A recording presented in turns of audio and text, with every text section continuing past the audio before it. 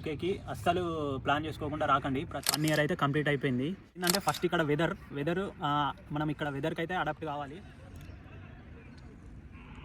Hello మామ, welcome back to the channel Vineeth vlogs.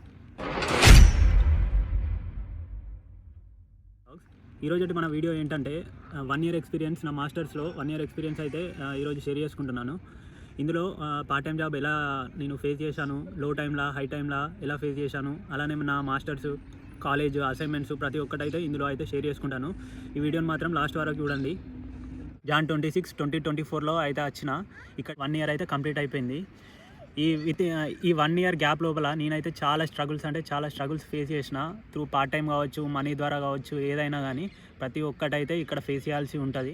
First flight దిగినప్పటి నుంచి మనకేందంటే first ఇక్కడ weather మనం ఇక్కడ వెదర్కి అయితే అడాప్ట్ కావాలి. నేను దిగినప్పుడు ఎర్లీ మార్నింగ్ లైక్ 10 to 11 అప్పుడు దిగాను ఫ్లైట్. అప్పుడు 0 degrees ఉంది మామ. ఎట్లా చలి అంటే మాట్లాడితే నా మౌత్లో నుంచి పొగలు వస్తున్నాయి. అట్లుంటుంది వెదర్ ఇక్కడ. ఇండియా వెదర్కి ఇక్కడ కొంచెం సిమిలర్ ఉంటుంది, కానీ చాలా డిఫరెన్స్ అయితే ఉంటుంది. కొన్ని మంత్స్ మనం వింటర్ మంత్స్లోనైతే చాలా చలినైతే బేర్ చేయాలి మనం. సో ఫస్ట్ ఛాలెంజ్ వచ్చేసి మనం ఇక్కడ చేయాల్సింది ఫస్ట్ అకామిడేషన్ బుక్ చేసుకోవడం. అకామిడేషన్ లేకుండా మాత్రం యూకేకి అస్సలు ప్లాన్ చేసుకోకుండా రాకండి. ప్రతి ఒక్కటి ప్లానింగ్తోనే రావాలి. ఫస్ట్ మీరు ఇండియాలో ఉన్నప్పుడే అకామిడేషన్ అయితే బుక్ చేసుకోండి. మీకు తెలిసిన ద్వారానా లేకపోతే ఎట్లనో నమ్మకం ఉన్న వాళ్ళ చేత వాళ్ళకి అడ్వాన్స్ పంపించి మరి మీరైతే అకామిడేషన్ అయితే బుక్ చేసుకోండి. స్కామర్స్ కూడా ఉంటారు కాబట్టి సో అన్నీ చూసుకొని మనం డబ్బులు కొట్టే ముందు వాళ్ళు జెన్యూనా కాదా అనేది ప్రతి ఒక్కటి చూసుకొని అయితే అకామిడేషన్ బుక్ చేసుకోండి. ఇక్కడికి వచ్చిన తర్వాత అకామిడేషన్ లేకుండా చాలామంది స్ట్రగుల్స్ ఫేస్ చేసిన వాళ్ళని చూసినాను. నా జర్నీలో అయితే నేను అకామిడేషన్ ముందే బుక్ చేసుకున్నా. ఒక బ్రో అయితే నాకు చాలా హెల్ప్ చేసిండు. ఇక్కడికి వచ్చినాక కూడా నన్ను చాలా డేస్ చూసుకున్నాడు. ప్రతి ఒక్కటి అన్నీ హెల్ప్ చేసిండు అనమాట. ఏది ఎట్లుంటుంది, ఏది ఇట్లా ప్రతి ఒక్కటి ఏది దేనికి వాడాలనేది ప్రతి ఒక్కటి నాకైతే సజెషన్ ఇచ్చిండు. సో దాని త్రూ నేనైతే ఇక్కడ సజెస్ట్ అయితే అయినాను. మనం వచ్చిన తర్వాత మనం నా యూనివర్సిటీలో ఎన్రోల్మెంట్ అయితే చేసుకోవాలి. తర్వాత బీఆర్పీ కలెక్షన్ అనేది ఉంటుంది. అది చేసుకున్న తర్వాత మనకి ఎన్ఐ నెంబర్, షేర్ కోడ్ ఇవన్నీ అప్లై చేసుకున్న తర్వాత మనం పార్ట్ టైం జాబ్స్ కోసం వెతకడం అయితే స్టార్ట్ చేయాలి. ఈ అకాడమిక్ స్ట్రగుల్స్ వచ్చేసి మనం ఏంటంటే టైం టు టైం క్లాసెస్కి వెళ్ళడం, అటెండెన్స్ లేకపోతే మాత్రం డిపోర్ట్ చేసే అవకాశాలు ఉంటాయి. అలానే హెచ్ఎంఆర్సీ నుంచి మెయిల్స్ రావడం ఇలాంటివి అనేవి జరుగుతాయి. సో యూనివర్సిటీ మాత్రం పక్కా వీక్లీ వన్స్ అయినా కనీసం అటెండ్ అవ్వడానికి అయితే ట్రై చేయండి. ఇంకోటి ఏంటంటే మనకి టైం టు టైం మనకి అసైన్మెంట్ సబ్మిషన్ అయితే పక్కా చేయాలి. అసైన్మెంట్లో ఫెయిల్ కాకుండా ఉండడానికి కానీ ఇవన్నీ రిలేట్ అయి ఉంటాయి అన్నమాట. అటెండెన్స్ ప్రతి ఒక్కటి దీనికి రిలేట్ అయి ఉంటుంది. నెక్స్ట్ పాయింట్ వచ్చేసి యూనివర్సిటీ ఫీ. మనం యూనివర్సిటీ ఫీ అయితే టైం టు టైం పే చేయాలి. మనం ముందే ఒక సెమ్ ఫీ ఇండియాలో పే చేసి వస్తాం కాబట్టి నెక్స్ట్ మా యూనివర్సిటీ ప్రకారం అయితే నెక్స్ట్ 3 monthsకి మళ్ళీ పే చేయాల్సి ఉంటుంది. వితిన్ 1 ఇయర్ లోపే మొత్తం మనం 2 years ఫీ అయితే పే చేయాల్సి ఉంటుంది.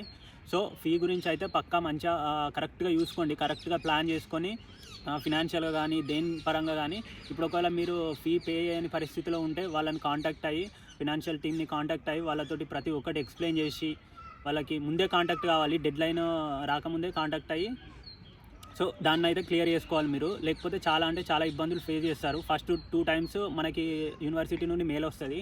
థర్డ్ టైం అయితే డైరెక్ట్ హెచ్ఎంఆర్సీ నుంచి మెయిల్ వస్తుంది కాబట్టి సో చాలా ప్రాబ్లం అవుతుంది. మనకి డిపోర్టేషన్ అయ్యే అవకాశాలు ఉంటాయి కాబట్టి దీన్ని అయితే సీరియస్ మ్యాటర్ తీసుకోండి. దీని మీదనే నాకు చాలా మెసేజెస్ కానీ కామెంట్స్ కానీ వస్తున్నాయి. సో ఈ వీడియో తోటి మీకు క్లారిటీ వచ్చింది అనుకుంటున్నాను. యూనివర్సిటీ చేంజ్ ఉంటుంది. మీ యూనివర్సిటీని వచ్చే ముందు ప్రతి ఒక్కటి తెలుసుకొని ఫీ స్ట్రక్చర్ ఎలా ఉంటుంది, ఎప్పుడు పే చేయాలి, ఎంత పే చేయాలి, 70%, 50% అట్లుంటుంది అన్నట్టు. యూనివర్సిటీ చేంజ్ ఉంటుంది. సో అవన్నీ తెలుసుకొని ఒక క్లారిటీ తోటి యూకేకి అయితే రండి. నెక్స్ట్ వచ్చేసి పార్ట్ టైం జాబ్స్. ఇదైతే మనం చాలా ఫేస్ చేస్తాం. బీఆర్పీ మన చేతిలో ఎన్ఐ నెంబర్ రాగానే మనం ఏంటంటే పార్ట్ టైం జాబ్స్ వెతకడం అయితే స్టార్ట్ చేయాలి. సిచ్యువేషన్ అయితే చాలా ఘోరంగా ఉంది. ఇప్పుడు లండన్లో మాత్రం డిఫరెన్స్ ఉంటాయి, ఈజీగా వస్తున్నాయి. ఎందుకంటే మనకి ఎక్కడ వేకెన్సీస్ ఉన్నాయి ఏందనేది మనకి తెలుస్తలేదు. ఒకవేళ వేకెన్సీ ఎందులోనైనా ఉంటే వాళ్ళ తెలిసిన వాళ్ళకే రిఫరెన్స్ ఇచ్చుకుంటారు. సో ఇక్కడ ఎంత కాంటాక్ట్స్ ఉంటే ఎంత కాంటాక్ట్స్ మనం పెంచుకుంటే అంత మంచిదన్నమాట. అంత నీకు పార్ట్ టైం జాబ్ తొందరగా దొరుకుతుంది. ఆ జర్నీలో అయితే ఎలా అంటే నేను ఫస్ట్ వచ్చిన తర్వాత 3 months అయితే ఏ పార్ట్ టైం జాబ్ లేదు, ఏం లేదు. చాలా స్ట్రగుల్ ఫేస్ చేసిన 3 months. ఏవో ఆలోచనలు వస్తాయి. ఇంటికి ఎందుకు వచ్చినాం రా బాబు అనిపిస్తుంది. తర్వాత 3 మంత్స్ తర్వాత నా ఫ్రెండ్ గాడు ఒకడు రిఫర్ చేసిండు అనమాట మనకి ఏజెన్సీ త్రూ వాళ్ళు అప్పుడప్పుడు అవర్స్ ఇచ్చేటోళ్ళు, అవర్స్ ఇవ్వకపోవడం. సో అట్లా రెంట్ అనేది నేను మెల్లిగా ఎలా తీసుకొని అట్లా చేసిన అన్నట్టు. మన ఖర్చులు కానీ, రెంట్, ట్రావెలింగ్ అట్లా అక్కడికి సెట్ అయిపోయేది. తర్వాత మళ్ళీ ఒక 2-3 మంత్స్ తర్వాత ఇప్పుడు ఒక జాబ్ అయితే సెట్ అయింది. ఆ జాబ్ త్రూ నేను ఇక్కడ పర్సూ అవుతున్నా. కొంచెం ఖర్చులు కానీ కొంచెం మనీ మిగలడం అట్లా అయితే ఇప్పుడైతే కొంచెం సెట్ అయింది. ఇది కూడా ఎక్కడి వరకు మనల్ని తీసుకెళ్తుందో చూద్దాం. ఇంకా లాస్ట్ మీకు ఇంకోటి ఏం చెప్పాలనుకుంటున్నా అంటే మనీ పరంగానైతే చాలా ఇబ్బందులు ఫేస్ చేస్తారు. కాబట్టి మీరు అన్నీ ప్లాన్ చేసుకొని రండి. నియర్లీ ఒక 3 to 4 months మనీ అయితే మీరు అకౌంట్లో ఉంచుకొని రండి. ఎందుకంటే మీరు రాగానే అకామిడేషన్ మనకు అడ్వాన్స్ కట్టడం ఉంటుంది. తర్వాత మళ్ళీ ఆ మంత్ పే చేయడం ఉంటుంది. ఒక 2-3 months అయితే పక్కా మీరు అకౌంట్లో మనీ అయితే ఫిక్స్ చేసుకొని రండి. ఇక్కడ మీకు పార్ట్ టైం జాబ్ దొరకనంత వరకు హెల్ప్ చేసే వాళ్ళు చాలా తక్కువ ఉంటారు. ఒక 2-3 హెల్ప్ చేస్తారు కావచ్చు. వేరే వాళ్ళు అయితే వాళ్ళ రీజన్స్ వాళ్ళకు ఉంటాయి. నువ్వు వాళ్ళని మనీ అడిగినా కానీ వాళ్ళ ప్రాబ్లమ్స్ వాళ్ళు చెప్తారు, లోన్ అంటారు, వాళ్ళ ప్రాబ్లమ్స్ అది ఇది ప్రతి ఒక్కరి ఎవరి ప్రాబ్లమ్స్ వాళ్ళకు ఉంటాయి. సో మనీ అయితే నీకు ఇవ్వడానికి చాలామంది ఆలోచిస్తారన్నమాట. ఎందుకంటే మనకు పార్ట్ టైం జాబ్ లేదు, మళ్ళీ వాళ్ళకి రీపే చేయాలి, టైంకి ఇస్తామా లేదా అనేది వాళ్ళకు ఉంటుంది.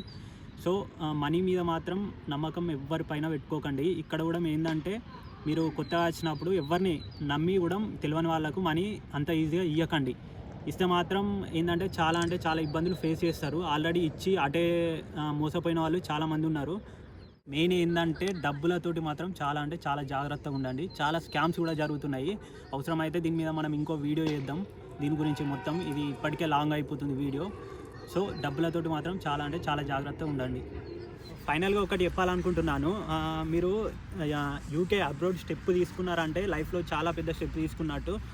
సో ప్రతి ఒక్కటి మీరు అన్నీ ఫిక్స్ అయి రావాలి. అన్ని స్ట్రగుల్స్ ఫేస్ చేయాలి. ప్రతి ఒక్కటి మీరే డిపెండెంట్ కాకుండా ఇండిపెండెంట్గా చేసుకునేటట్టు ఉండాలి.